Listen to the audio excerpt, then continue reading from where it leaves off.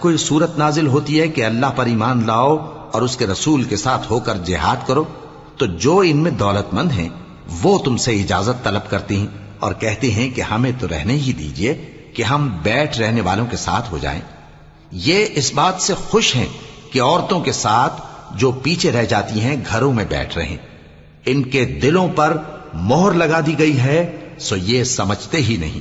لیکن پیغمبر اور جو لوگ ان کے ساتھ ایمان لائے سب اپنے مال اور جان سے لڑے۔ انہی لوگوں کے لیے بھلائیاں ہیں اور یہی مراد پانے والے ہیں۔